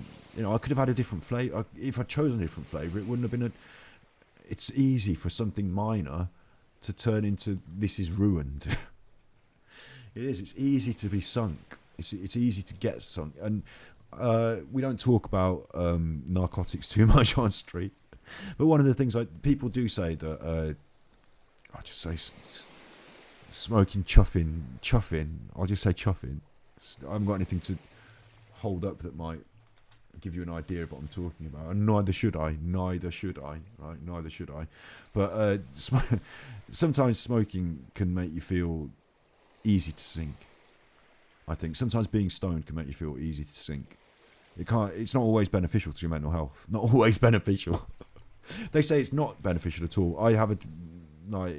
Anyway, look, sometimes I can be in the frame of mind where something can sink me. Yeah. Easy to sink. Momentum shift and easy to sink. You put those two things together, a stutter step in the rhythm can sink you. A momentum shift can make you feel that you're not going anywhere. When you're feeling like that, when you've got the malaise and things are drifting around your head, then when you ask the questions, what am I doing tomorrow? What should I present on stream? What's my plan? What's my script? I don't know. Should I do that thing about the beans, or am I really going to talk about Bullseye because I'm worried about the racist thing? And do I need to do an episode about racism because I haven't covered that specifically? But I'm not really a social justice stream, am I? I'm a sort of am, because I'm about culture. I know I wanted to guide this thing in the direction of art, didn't I? But I seem to be talking about this a lot. I'm supposed to be playing that computer game. It doesn't... When that's going on, and then you think, oh, I don't even know what I'm doing on this computer game. Am I boring people? Have I just spent an hour wandering around the woods and haven't got anywhere? Was that a waste? Should I even do that tomorrow? Is it worth getting out of bed? Easy to sink. Right. Let's time out while I have a little sip of tea. I've only got 4 more paragraphs, but the way I go on, this could go on for ages, so we'll carry on. What am I doing differently this time? I'm stepping back and I'm looking at it. This episode actually helped me. It's Mental Health Monday for everyone to gain something out of, so I hope everyone can gain something out of this. But I just have to be honest, and I have to present the honest reality, because I know categorically, I said this is scripted, my life is not scripted. I am not the broadcaster, the media producer, the person who can put on a fake face. I never have, and I never will. So if this continues into this week, into next week, I have to broadcast depressed. I don't have to talk about depression. Simple. Like, I'm going to step back from it. So this episode has helped me do that because I've written a script. I've written the thoughts out. I've done a bit of journaling. I've thought I'm going to talk about this to you on stream. I'm going to talk to the people, the people, power to the people. I'm going to talk to you, and I need to know what I'm saying, and I need to be sure I want to say it. So I wrote this out. I had a little thing that was helpful. Accepting some of the things that are natural and that I can correct, even if they're not pleasant, they're going to pass. So accepting that you're going to feel depressed by things. Some days it's going to be rainy, the sun's not shining so much anymore. I haven't gone out much this week. There's been a COVID. Yeah, I'm going to feel down, aren't I? That's a correct response. So I'm not going to hit myself over the head with the depression cricket bat of, therefore, you shouldn't bother getting out of bed. Like, this is correct. So what you should do is work on your mental health. I talk about it every week.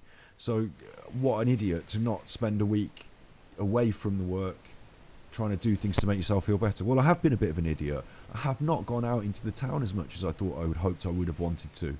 I have not done so much. Took a few dog walks. Did a dog walk with my sister a couple of times.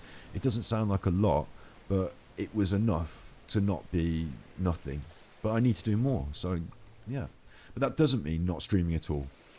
Certainly last week it meant it, because otherwise I'd have just been grumpy face, and I wouldn't have understood all this stuff. Wouldn't have had time to think it through. Would have just been in a bit of a head fuzz and just presented it.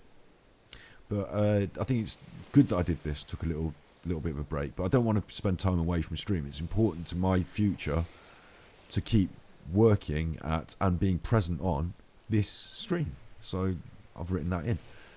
Where do we go from here? Onward into the dark caves. What I just said, I know it's going to be a malaise. I know it's going to be a bit of a head fuzz. I'm going to keep reducing the mirtazepine. It's going to make me feel more depressed. Or I'm going to feel more naturally less resilient. I have not seen the new James Bond movie. See, I could go and do that. Couldn't I? Hopefully that wouldn't depress me as much as Coldplay. But yeah, like, we have to. I know that I'm going to have to deal with this. I'm going to have to push through it. It's like dark caves. It's like trying to carry a torch through dark caves. They're not. It's a bit foreboding. It's going to be dark through the winter. January and February are going to be really hard if I'm reducing my dose, continuing through those months. But I want this thing to grow in January and February. I want the stream and the podcast to grow. So if I can put the work in now, reduce the mirtazepine, when things get tough, when I feel that depression, because I'm reducing the mirtazepine, hopefully we'll be on a positive ascent. Hopefully things will be pushing forward into a positive way. So I can say, okay, look, I'm feeling that, but also let's look at this thing that's good in life. Hopefully it won't lead to me just abandoning it and saying, I need a month off because I'm feeling even worse. I'm getting a hold of this now. That's the whole point of this episode, isn't it? I know that I'm going to sometimes slip back, and that's okay. I know I need time to gather my thoughts and work through things, and that's okay. I also know that I need to feel the rope and pull on it, and I need to see incremental gains. I need to get the podcast started, probably sooner rather than next year. It is probably better for my mental health to bring my goals forward rather than saying, okay, we achieved them early, now we can have a month where we don't have to struggle to achieve them. I should actually say, let's bring them forward. But instead I was like, okay, we could just enjoy Christmas, but maybe I should bring them forward. I'm committed to continuing through this halfway stage of the mirtazepine withdrawal. It is a withdrawal process, isn't it? I thought tapering down could be done as a long-term thing, but I didn't realise that was going to leave me long-term fuzzy. Now, this is like the worst of both worlds. I don't have all the benefits of the antidepressant, but I do have the fuzzy negatives of the side effects, and I'm reducing it. So should I do it quickly? Should I just cut the mirtazepine off? I feel really bad, but it doesn't take as long. No, I have to learn to deal with this fuzziness as we taper down. That's what I have to do. So I'll keep moving forward, no giant steps. I'll keep moving forward, and this week has been a real learning experience. Starting to feel in my nose now, I'm starting to feel that congestion that I think I get from talking for an hour and a half non-stop. So, I don't know if I can present a game show in a fun-packed way. I mean, I'm honestly feeling better being here with you now and interacting with chat. I'm feeling more like I could do that. But I don't know if I can present a fun-packed hour unless I'm in a good feeling space. So the only thing I will really want to commit, because I did commit to a lot this month as well. I said I'm going to be on every day. I'm going to be doing the game shows. I committed to a more entertaining presence, and yet I didn't think through whether I would feel like doing it. I just committed to it. So I will commit to this though. I do want to stream more, and even if I don't feel like it, I should be here being present.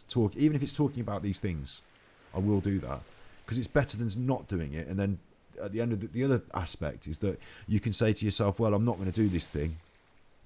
If you're feeling these things, you'll know what I'm talking about. I'm not going to do X, Y, Z because I don't feel up to it. Maybe I'll feel better in X, Y, Z number of days.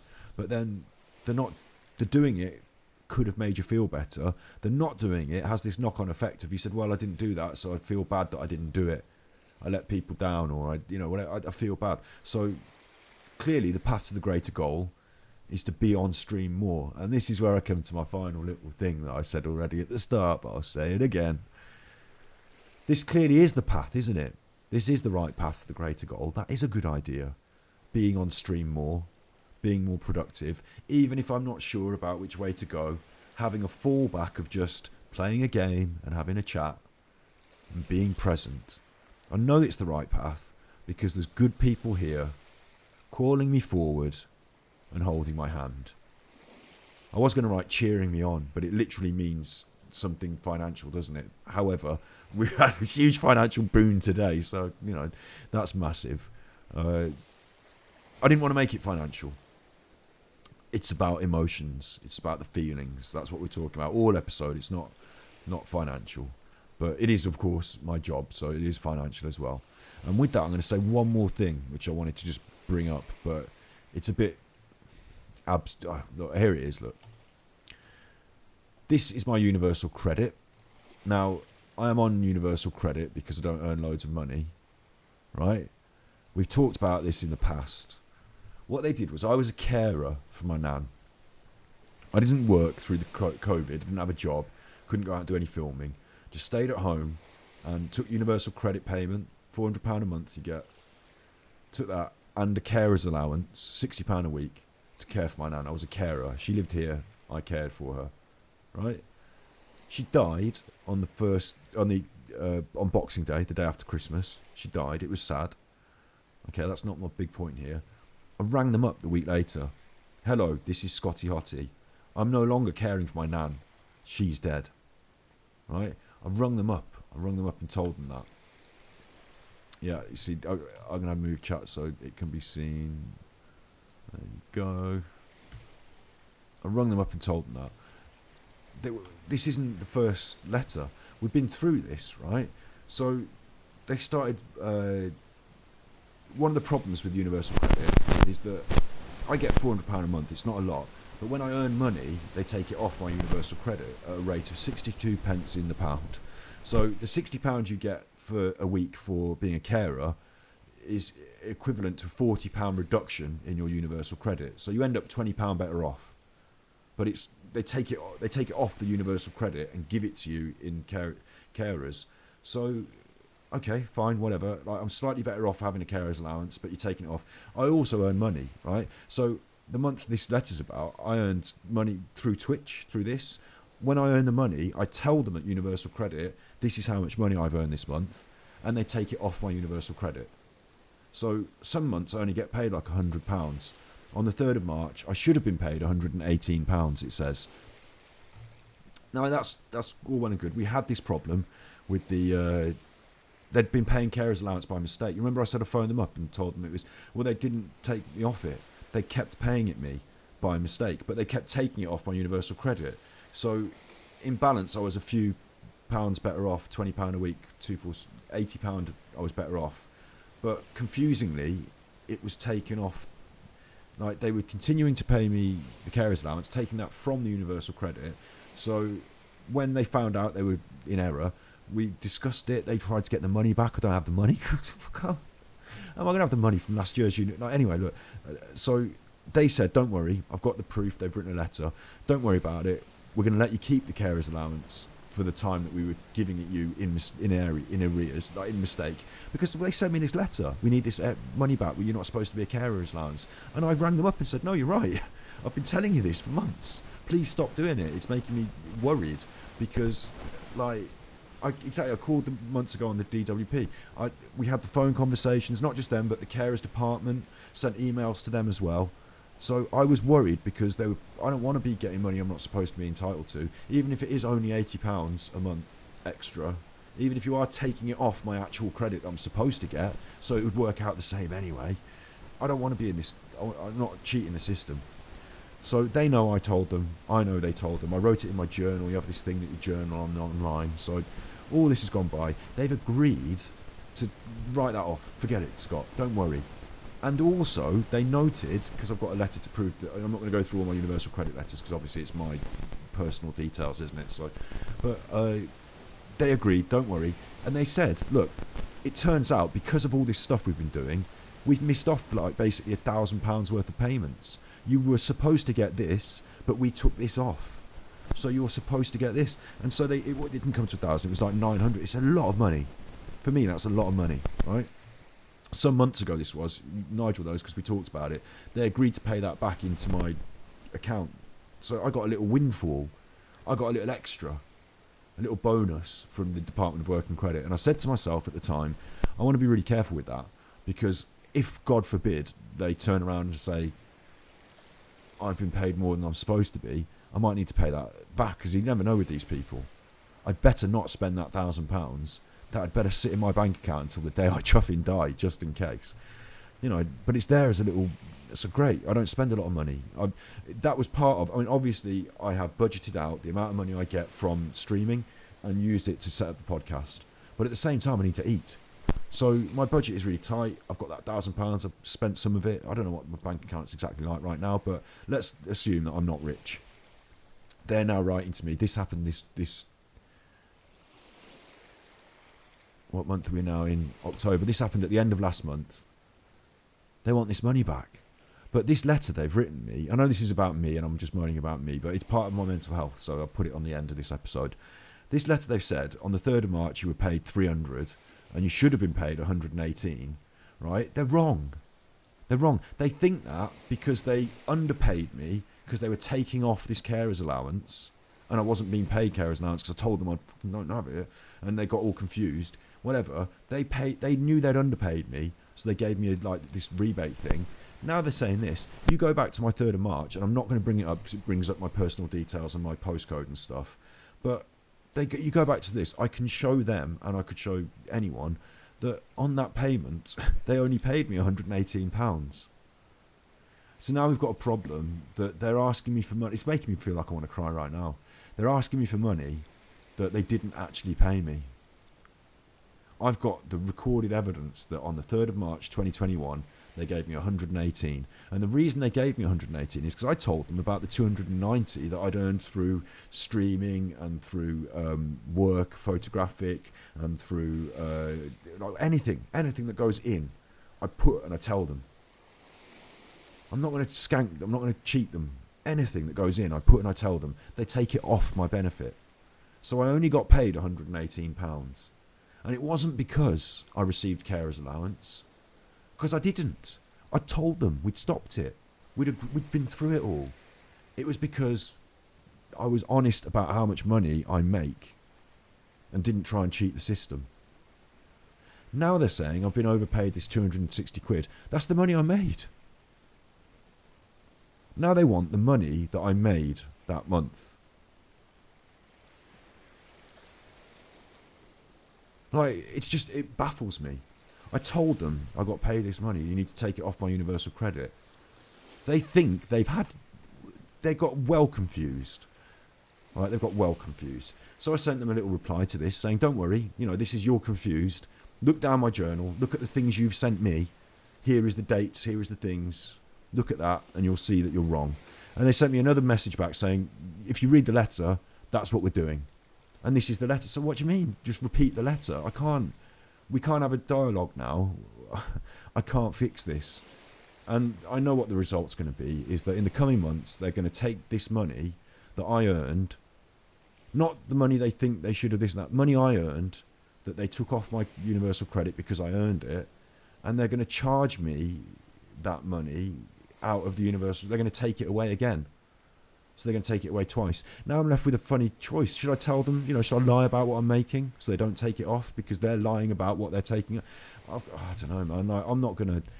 It seems like an automated nightmare. One of the funniest things about this was that this person who's dealing with my case, whose name I won't mention just in case, we're online, I don't want to jinx anything, but they'd sign off, from Wrexham Centre, and they sign the name, let's just use the name Timmy. They sign the name Timmy. So Timmy has written me a letter to say, don't worry about it. We made a mistake. You can keep the carer's allowance we paid you by mistake, and we owe you this other money. So don't worry about it. We're paying you that. Timmy's written me that letter. And then some months later, Timmy himself has written me this other letter saying we want this money off you. So now I've got to write to Timmy and say, Timmy, have you seen your old letter? Can you go and refer to what you've sent me yourself? And it's obviously not Timmy, is it? It's not Timmy in the office. It's just Timmy's the name of everyone who works in the call centre, I imagine. I don't know. They can't even use their own records to work this out. So now it's going to fall to me. And my only course of action is legal. I mean, how are you going to get through their system? So tomorrow I'm going to have to try and do that. I'm going to have to try and work this system with them. And it's going to go badly. I know it's going to make me upset. And it's going to leave me feeling like next month, I am certain, because I know the way this works, they're not going to be able to take money out of my bank account that's not there, that they don't have rights to, but they will be able to withhold my universal credit and just keep that money, won't they? And they'll say, oh, well, you weren't entitled to it.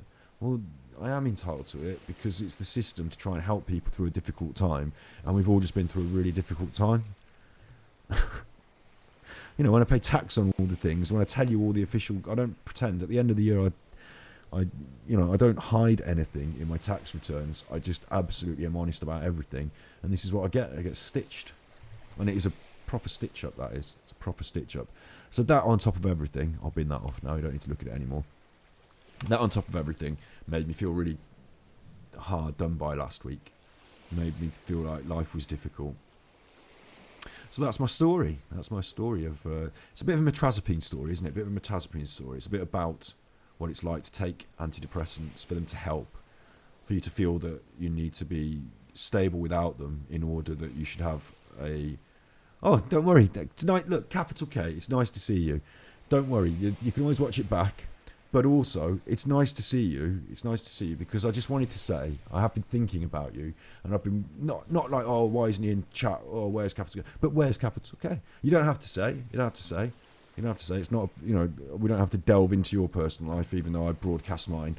But I just wanted you to know that I mentioned you in today's episode. You remember that time you dropped the 50 sub bomb and it changed the way the stream was, it accelerated the progress. These things are things that matter to me, that made a difference in my life, and you've been part of that. So I wanted to say that, just because you're not here first person in the tweets, they're not tweets, are they? They're chats, in the chats, whatever. It still matters, it's still, I care. That's what it is, I care. And I've been thinking about you and hoping that things have been okay. I know that you had to do some work, and the last time you were in chat and we were speaking, you had to go because of work. So I just say to myself, oh, he's probably busy at work and things are probably okay, and I don't let myself sort of worry too much, but I just wanted you to know that. And I'm glad you're here so I could tell you. And I'll say the last thing one more time, which is that I've been living in a bit of a fuzzy head malaise. This story, like I said, was what it's like to try and remove your antibiotics, to try and come off antidepressants, to try and work through that brain fog so that you've got it there to fall back on, but you're working forward, they've done their job, and that you're moving forward in your life. That's part of my story, and it's been difficult, but I know that I'm on the right path. I know that I'm on the greater path to the greater goal, because even through the fog, there are good people on this path holding my hand and helping me along, and that's you. capital K, and Nigel, and everyone, but you. So I wanted to make sure that was said, and I'm glad that you're here to hear it. Yeah. I'm feeling really hot now. I'm actually feeling like I'm sweating, and it's 9:45, and today has been, I'm sorry that you're going to have to watch it back. I'm not sorry. I love it when people watch it back. Watch it back. I'll tell you where to watch it back. Watch it back on Mental Health Mondays. It's a YouTube channel that we upload the things, and you can see them. We've also got another one of those, which is called Ganji Kid. That's my name. I've just realised sponsors are going to hate that, aren't they? Sponsors are going to hate Ganji Kid. They're going to say, "Oh, is that about cannabis?" I'm going to say, "No." What would give you that idea? No, it's not though. It's about in Korean, the word Ganji means cool. So Squid Game's popular this month. Think about that. And it's just been my gamer tag for a long time. So don't get any funny ideas, sponsors. We are sponsor safe.